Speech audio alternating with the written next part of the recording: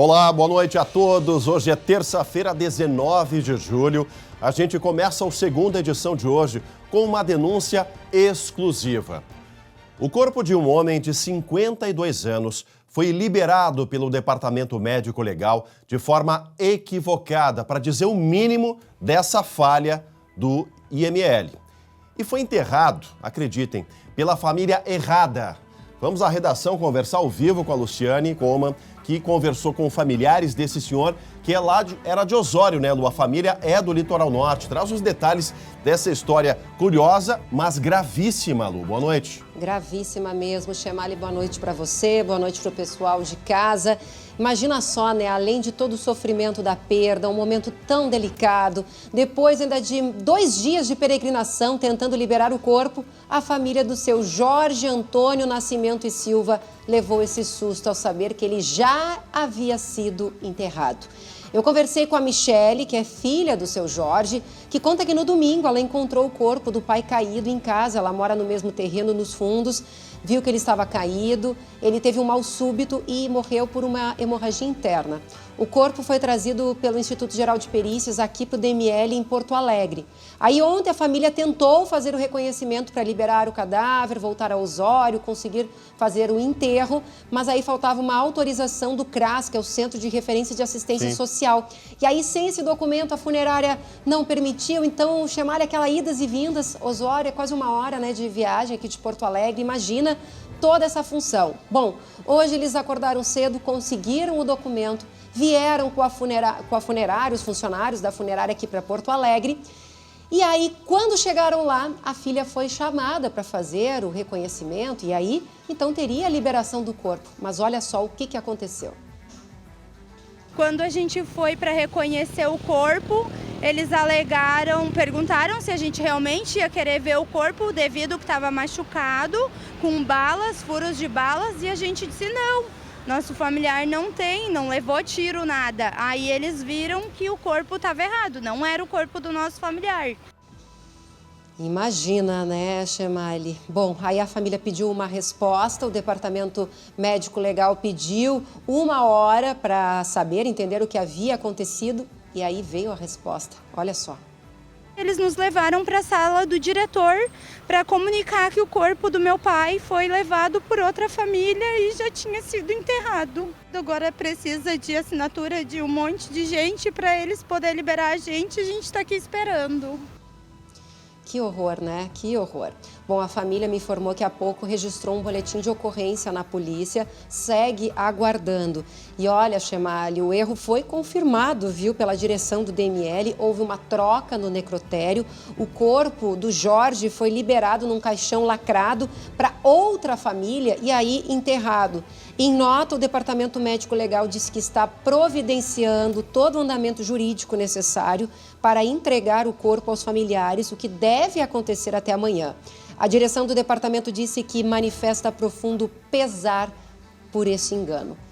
Que engano terrível. E o trauma que fica, né, Lu, a imagem dessas pessoas indo e voltando, uma outra cidade. Aliás, eu não entendi também por que durante os finais de semana em Osório ou Tramandaí, que são municípios de referência no Litoral Norte, não tem a estrutura do DML aberta, né? Essa também é uma outra situação, mas enfim, vieram a Porto Alegre, a falha ela está evidente, inclusive reconhecida pela direção do Departamento Médico Legal. Agora eu fico imaginando, Lu, se a funcionária não tivesse falado da questão dos ferimentos daquele corpo que estava naquele caixão. Se o reconhecimento fosse feito da forma dentro dos trâmites normais do DML, qual seria o choque que a Michele ia levar para fazer o reconhecimento do pai dela, do seu Jorge? Imagina ver um corpo, né, um corpo cheio de balas, cheio de tiros, que não era o corpo do pai dela, né?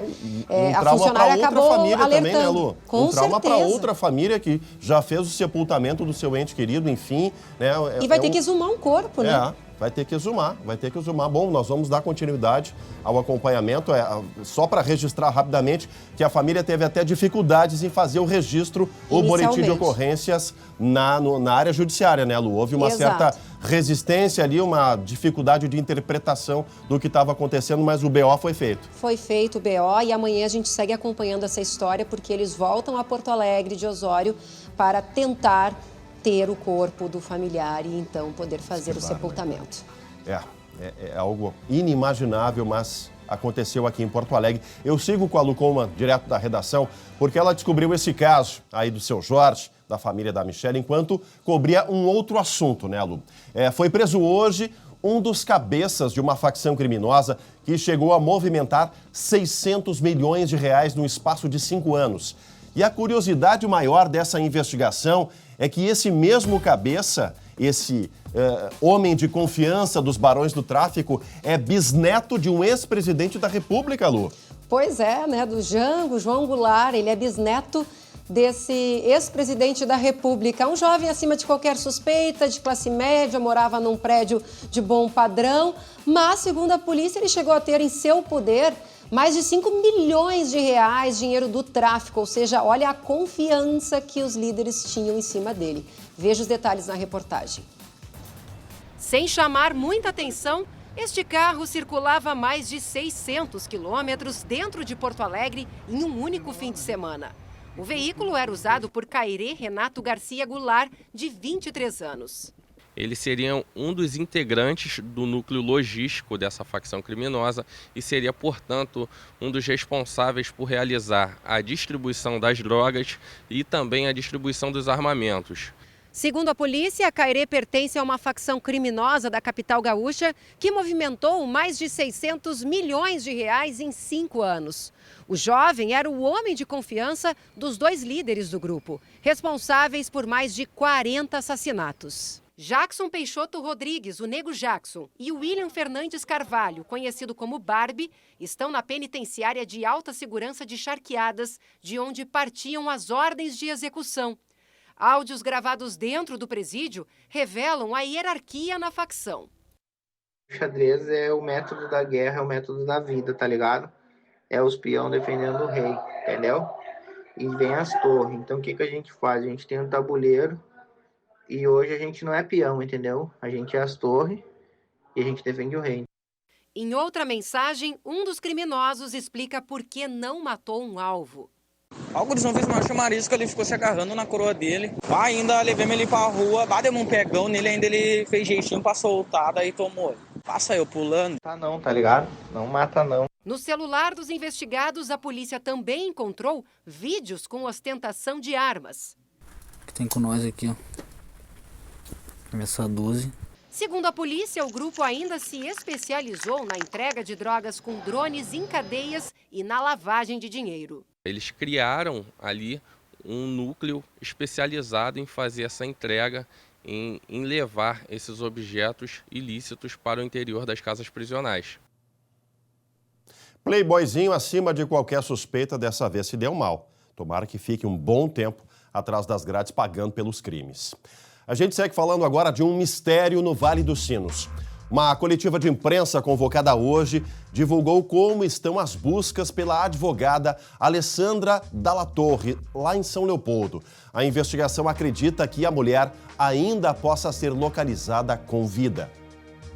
Uma câmera de segurança flagrou o momento em que Alessandra entrou em uma mata fechada conhecida como Horto Florestal, mas ela não registrou a advogada saindo de lá. A área se estende até o município de Sapucaia do Sul. Existe uma remota possibilidade dela ter transpassado pelos pontos cegos das câmeras dali de trás. E a região de mata é muito grande, uma região bem densa, uma região de difícil acesso. Nós utilizamos um cão que faz a busca na técnica de odor específico. Né? Foi coletado um material da Alessandra junto com a família. O desaparecimento da advogada mobiliza até mesmo a comunidade. A minha filha é conhecida dela e eu tenho parentes que são conhecidos dela, né? Eu vim porque eu sou aposentado da brigada, né? E como moro na frente, nessa situação a gente sempre tem que procurar ajudar, né? De acordo com a polícia, a Alessandra estava desorientada, sem celular e sem relógio quando saiu para uma caminhada na tarde de sábado. A expectativa é de que ela ainda possa ser encontrada com vida. Quanto mais tempo passa, mais a nossa chance ela vai diminuindo. Na coletiva de imprensa, a investigação apontou ainda que a Alessandra enfrenta conflitos familiares e faz tratamento psicológico. Desde o desaparecimento da advogada, as forças de segurança não medem esforços para localizar a mulher. Nessa linha de ação, a Brigada Militar conta com o suporte do Batalhão de Aviação e também com o Batalhão de Operações Policiais Especiais, e a atuação aí em conjunto com as demais vinculadas relacionadas à parte de investigação com nosso trabalho de inteligência. Aí, vamos torcer para as notícias positivas, que ela seja encontrada com vida. Agora, olha essa história que vem lá dos campos de cima da serra. A Brigada Militar conseguiu prender em flagrante, tá aí a imagem, um homem que batia na namorada. O detalhe que mais chamou atenção nesse caso foi quem conseguiu pedir a ajuda aos policiais. Vamos ao vivo conversar com o repórter Guilherme Fadanelli, direto da Serra Gaúcha, que acompanha essa história. Boa noite, Fadanelli. Oi, Chemali, boa noite. Pois é, foi uma criança de 9 anos de idade, Chemali, que ajudou a resolver essa situação que ocorreu no último domingo em Bom Jesus, município que fica a cerca de 150 quilômetros de distância aqui de Caxias do Sul. De acordo com a Brigada Militar, a mulher estava dentro da casa dela com o namorado. As agressões teriam começado na noite de sábado e se estendido ao longo da madrugada. O homem escondeu a chave do carro para ela não fugir e o celular para que ela ficasse incomunicável. Mas na manhã de domingo ela disse que queria falar com a filha que estava na casa da avó no município vizinho de Monte Alegre dos Campos. Na videochamada ela não falou sobre agressão porque o homem estava no mesmo ambiente. Mas uma combinação, Chemali, feita entre elas mudou o rumo dessa história. Ao mostrar para a filha que tinha ferimentos no rosto, a menina de 9 anos entendeu o recado e logo mandou mensagem para o celular de um policial da cidade. Ela relata o seguinte nessas mensagens: o namorado da minha mãe bate nela, eu preciso de ajuda, vou te mandar a localização. E aí, a menina manda uma foto da conta de água da residência. Ela dá o nome da mãe e do agressor e aí agradece o policial por ajudar a salvar. Mas essa abordagem, Chemali, exigiu bastante cuidado dos policiais. Vamos ouvir. A gente fez um monitoramento antes para poder chegar, até que um certo momento a gente conseguiu enxergar a vítima, a mulher, na janela. E fizemos com que ela nos visualizasse. Assim que ela nos visualizou, ela fez sinais que estava correndo perigo e pedindo ajuda. Aí nós chegamos na casa, solicitamos que ela saísse para o lado de fora, ela conseguiu sair. Nesse momento a gente conseguiu efetuar a prisão do agressor que estava dentro da residência. Agora olha o detalhe, Chemali, de como os policiais encontraram um homem dentro da residência. Deitado na cama assistindo televisão, bem tranquilo. Como se nada tivesse acontecido. Como se nada tivesse acontecido, negando tudo o que tivesse acontecido. Bem, Chemali, esse homem então foi preso em flagrante, levado para a delegacia de Vacaria e agora está no presídio estadual de Vacaria. 2 detalhes bem importantes, Chemali. O primeiro é que a mulher já tinha terminado esse relacionamento, mas devido a ameaças do companheiro, acabou retomando a relação. E o outro é a proximidade, né, que a comunidade tem com a Brigada Militar, que tem inclusive o número dos policiais, e foi graças a essa proximidade que a menina conseguiu chamar então ajuda. E vale lembrar, né, Chemali, qualquer tipo de denúncia de violência contra a mulher deve ser feita no telefone 180. Volto contigo, meu amigo. Exatamente, Fadanelli. Obrigado pelas informações. Qualquer denúncia, qualquer suspeita, esse covarde aí vai ver TV agora na cadeia. Ainda hoje, aqui no Segunda Edição, no país em que milhões passam fome, uma história de solidariedade que alimenta o corpo e a alma. Conheça e ajude o trabalho do Padre Rudimar, lá na Ilha das Flores, aqui em Porto Alegre. A gente volta já já.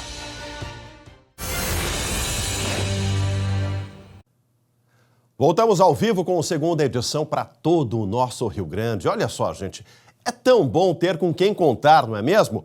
Principalmente quando o assunto é uma preocupação diária, a saúde. E você já sabe que quando se trata de saúde, a IBCM está pronta para ser a sua parceira de confiança. Com a IBCM, você tem acesso a diversas especialidades médicas, fono, físio e terapias diversas. E odontologia também, viu? Cuidar da saúde com a IBCM é muito mais fácil, pois além de contar com uma instituição com mais de 90 anos de atuação, você ainda não tem taxas de exames e nem de consultas. É isso mesmo. Além do plano de saúde da IBCM ser o de melhor custo-benefício do mercado, você ainda não tem taxas extras. Motivos para você cuidar da sua saúde é o que não faltam. Conte com a IBCM hoje mesmo para colocá-la em dia. Por isso, chame no WhatsApp que está aparecendo aqui na tela, que a equipe da IBCM vai retornar logo para você. IBCM, o plano de saúde feito para o servidor público municipal e estadual. Hora de Momento Agro aqui no segunda edição e a contagem é regressiva. Faltam 40 dias para a maior feira agropecuária da América Latina. Assunto para nossa especialista, Alessandra Bergman.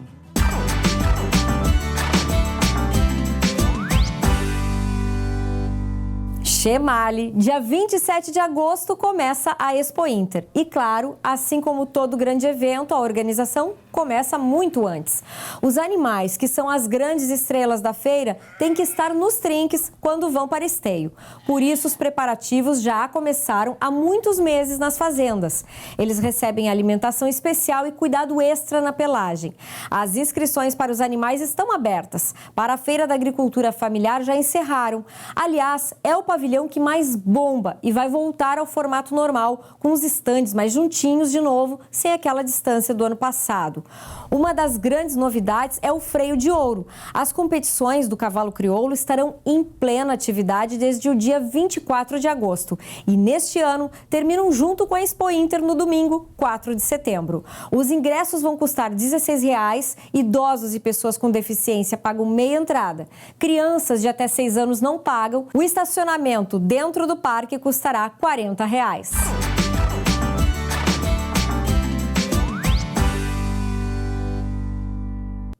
E agora a gente traz um dado assustador. Eu estou falando da nossa aldeia aqui, do território gaúcho.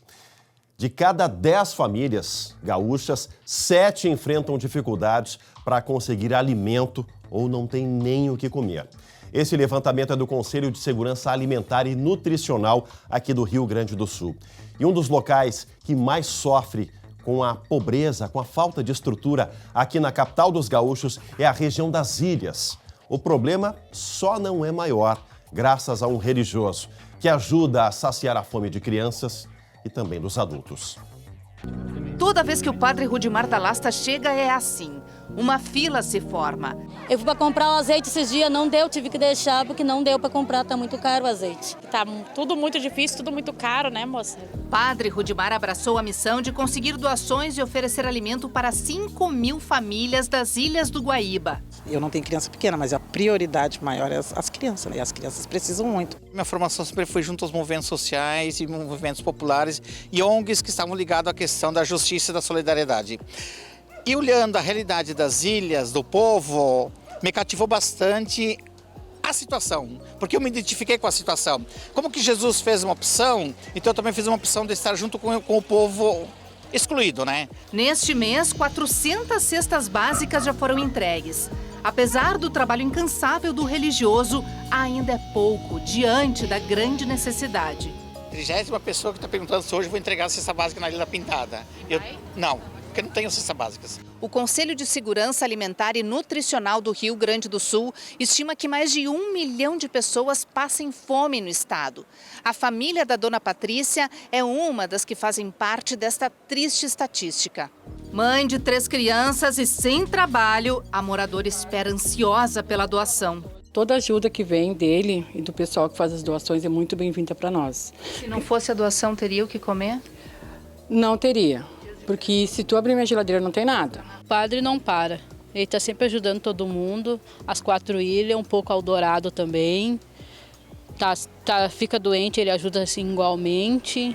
A gratidão de quem vive nas ilhas é o que alimenta a generosidade deste sacerdote que há 6 anos, dia após dia, se dedica à nobre missão de estender a mão ao próximo. Pelo menos as famílias, 2 ou 3 dias, 4 dias vão ter o alimento, né? Vão ter o alimento. O que a gente gostaria é que a gente não precisaria fazer esse gesto que a gente faz hoje, né? Mas cada dia nos motiva mais a ajudar as pessoas.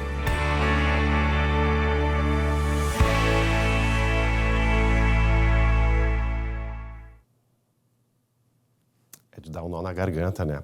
Olha, quem quiser ajudar o Padre Rudimar, pode ligar agora para o telefone que vai estar aí na tela, o 99516-1970. Enquanto eu via a reportagem, eu lembrava daquele filme Ilha das Flores, curta-metragem do Jorge Furtado, multipremiado, lá dos anos 80.